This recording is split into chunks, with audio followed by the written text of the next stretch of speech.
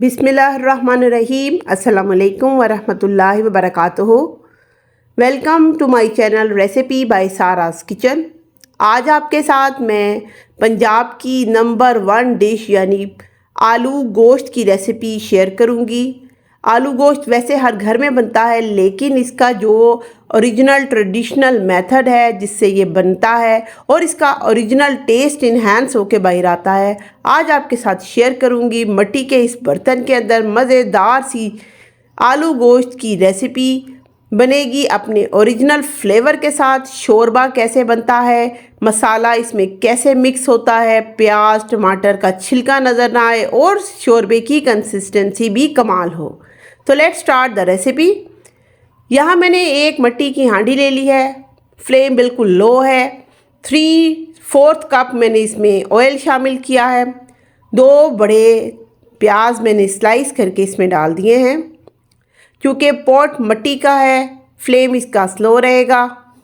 जैसे ही आपका प्याज हल्का सा रंग तब्दील करेगा तो हम तब तक इसको इस ऑयल के अंदर अच्छे तरीके से फ्राई करेंगे, हिलाते रहेंगे साथ साथ। देखें बबल्स हल्के हल्के आने स्टार्ट हो गए हैं, इसका मतलब हीट जो है वो प्याज को लग रही है।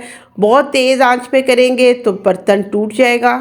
साथ में इसमें ऐड कर देंगे 1.5 चम्मच लहसुन अदरक का पेस्ट। अब दोनों चीज़ों की भुनाई करेंगे एक साथ में। ये देखें भुनाई बड़ी अच्छे तरीके से हो गई। अब इसमें शामिल करेंगे हम हड्डी वाला गोश्त। मटन का गोश्त मैंने यहाँ पे शामिल किया है। बकरे का गोश्त 1 किलो बहुत अच्छे तरीके से धुला हुआ स्टेन हुआ इसमें शामिल करेंगे। प्याज अदरक लहसुन के साथ हम इस गोश्त को भूनेंगे अच्छे तरीके से तब तक जब तक कि इसका कलर ना बदल जाए। प्याज बहुत सॉफ्ट हो जाएगा अभी ही। हमने ना तो कोई ग्राइंड करना है ना इसको पीसना है। अब आप देखते जाइएगा कैसे ये सारा कुछ बनेगा। बहुत सारे लोग कहते हैं कि प्याज ऊपर तैर रही होती है। अब आप देखिएगा रिज़ल्ट आपके सामने आएगा। जैसे ही ये भून जाए तो आप इसमें 1 टीस्पून हल्दी, 1 टीस्पून और आधा टीस्पून उसके ऊपर ले लें नमक का, साथ में 1 टीस्पून लाल मिर्ची, थोड़ी सी कश्मीरी लाल मिर्च भी ऐड कर दीजिएगा। 1 टीस्पून धनिया पाउडर और ज़ीरा पाउडर ऐड कर दें। कोई और चीज़ नहीं इसमें जाएगी, बस इन सादा से मसालों के साथ आपने गोश्त को दोबारा से भून लेना है। तकरीबन 3-4 मिनट के लिए भूनिए। अच्छे तरीके से इसको भूनते जाएंगे। साथ ही आप ये देखेंगे कि इसने अपना तेल भी छोड़ना शुरू कर दिया है। इट शोज़ कि इसकी भुनाई बहुत ही अच्छे तरीके से हो रही है। जैसे ही इसकी भुनाई आपकी हो जाए आपने इसके अंदर शामिल करने हैं टमाटर। बिल्कुल भी प्यूरी बना के नहीं ऐड करेंगे। सादे टमाटर काट के बड़े बड़े पीसेस 2 बड़े साइज़ के टमाटर मैंने इसमें डाल दिए हैं। अब गोश्त की भुनाई टमाटरों के साथ और मसाले के साथ मिलाकर हम करेंगे तकरीबन 5 मिनट। उसी के दौरान आप देखेंगे मसाला और टमाटर कैसे यकजान होने लगेंगे। इतने अच्छे तरीके से इसकी भुनाई हो गई है, ना कोई इसमें स्मेल रहेगी। आपका सारा मसाला इतना सॉफ्ट हो जाएगा।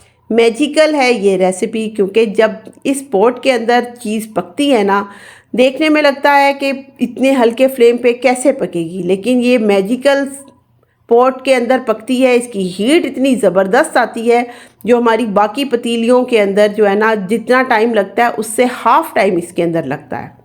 आप देख सकते हैं कि मसाला कितने अच्छे तरीके से यकजान हो गया है। ऑयल कितना अच्छा इसका छुट रहा है। बस इस स्टेज पे हम इसमें इतना पानी डाल देंगे कि ये पॉट पूरा भर जाए। मैंने तकरीबन 2 जग के करीब इसमें पानी डाला है। एक दफ़ा सारे गोश्त को आप हिला लीजिए, 1 से 2 दफ़ा इसको बस मिक्स करें। अब हम इसको कवर करके रख देंगे। इसका जो कवर है वो काफ़ी हैवी है। अब जब इसको रखेंगे तो ये कुकर का नेमुल बदल है समझे। मैंने इसको तकरीबन 45 से 50 मिनट्स के लिए कवर किया था। अब इसको कवर करके आप चेक भी कर सकते हैं दौरान। अब इसको हम खोलेंगे, देखें सारा पानी इसका ऑलमोस्ट खुश्क हो चुका हुआ है और गोश्त बिल्कुल टेंडर हो गया है। शक्ल से ही आपको नज़र आ रहा है कि गोश्त कितना सॉफ्ट, कितना टेंडर हो चुका हुआ है। जो इसके अंदर हमने खड़े मसाले सब चीज़ें डाली थी, सारा प्याज टमाटर सब कुछ इसके अंदर घुल गया है। ये देखें कितना ज़बरदस्त। और ये हमारा सारा काम उस बुनाई की वजह से हुआ है। तो बस अब इस स्टेज पे हम डाल देंगे इसमें 3 बड़े साइज़ के आलू थे, तकरीबन 400 ग्राम बनते हैं। उनको मैंने बड़े बड़े पीसेस में, चूँकि आलू गोश्त में आलू बड़े साइज़ के डलते हैं, तो वो मैंने काट के तो इसको डाल दिया है। अब हम इसमें इतना पानी डालेंगे कि हमारा रिक्वायर्ड शोरबा भी बन जाए और आलू भी गल जाए। तकरीबन मैंने यहाँ पे 2.5 गिलास पानी ऐड किया है। इसको भी हम 10 मिनट के लिए कवर करके रखेंगे ताकि उस हीट के अंदर ये आलू गल जाएं। साथ में मैं इसमें गरम मसाले का 1 टीस्पून भर के डाल दूंगी। इससे इसका फ्लेवर जो है वो इन्हांस होगा, कलर भी बड़ा खूबसूरत सा आएगा। ये देखिए 10 मिनट के बाद मैंने इसको हटाया है, तो ये देखें मज़ेदार सा शोरबा भी बन गया है और आलू भी गल गए हैं। इतना इस खूबसूरत से आलू गोश्त की महक आ रही है। इसमें मर्ज़ी के मुताबिक जितना टेस्ट आप चाहते हैं हरी मिर्चें ऐड कीजिए, फ्रेश कोरिएंडर यानी धनिया बारीक बारीक काट के डालिए, बहुत ज़बरदस्त सा इसका फ्लेवर आता है।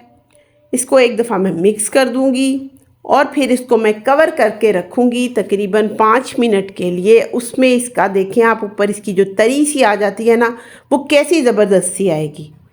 तो ये देखें आलू भी मैं आपको चेक करा देती हूँ। 10 मिनट मैंने दिए थे, आलू बिल्कुल गल चुके हैं। ये देखें कितने सॉफ्ट हो गए हैं आलू। बस 5 मिनट मैंने इसको बंद किया था और अब खोला है।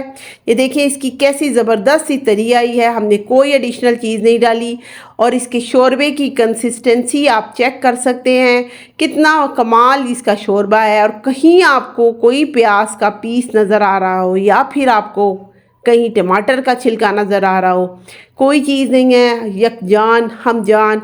आई होप सो आपको ये रेसिपी पसंद आई होगी। रेसिपी अच्छी लगे लाइक शेयर ज़रूर कीजिएगा। चैनल पे नए हैं तो सब्सक्राइब कीजिएगा। अपना ख्याल रखिएगा। अल्लाह हाफिज़।